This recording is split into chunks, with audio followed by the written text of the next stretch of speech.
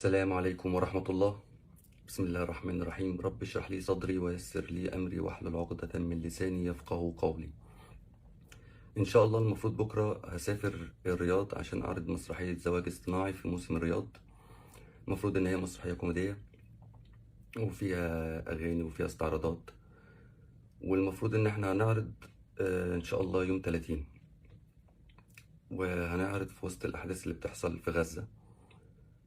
فأنا مش متخيل الصراحة يعني إن أنا هروح أعمل مسرحية وأهزر وأغني وأرقص، وإخواتنا في فلسطين عمالين يتقتلوا ويتذبحوا ومفيش حاجة بتحصل لهم. أنا مش هقدر أسافر طبعا. وليه بقول الكلام ده في آخر لحظة؟ المفروض إن احنا نسافر بكرة إن شاء الله. أنا كنت على أمل طول الفترة اللي فاتت ديت، يعني لما حتى حصل تصاعد في الأحداث كنت على أمل إن الموسم مثلا يتلغي، يتأجل زي مثلا ما حصل في مهرجان الجونة هنا ومهرجان القاهرة، أو يحصل إن الموضوع يهدى هناك في فلسطين، في غزة، موضوع يهدى والناس تتدخل ونهدى يعني شوية ونقدر نعرض.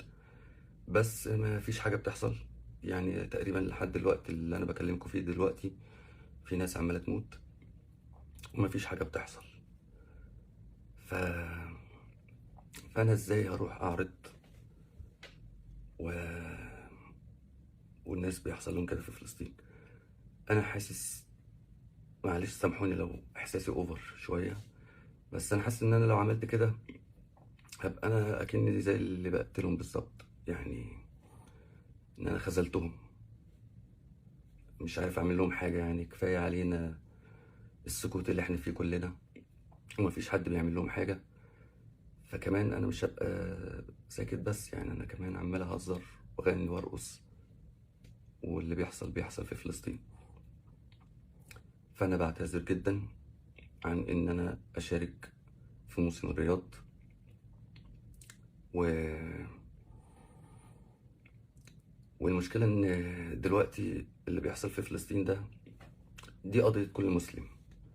في المقام الأول هي قضية كل مسلم، والمفروض الواجب على كل المسلمين إن هم يساعدوا إخوانهم في غزة ويحاولوا يقدموا لهم أي مساعدة. فأنا دلوقتي ما فيش حاجة أقدر أعملها، زي ناس كتير جدا نفسنا نعمل حاجة ونساعد، بس للأسف مش قادرين نعمل لهم حاجة. فدلوقتي لما يعني ربنا يتوفانا ونتسأل كلنا، أنت ساعدت أخوك المسلم في فلسطين عملت له إيه؟ اللي ما قدرش يعمل حاجة هيسكت طبعا. أنا هرد، هقول إيه؟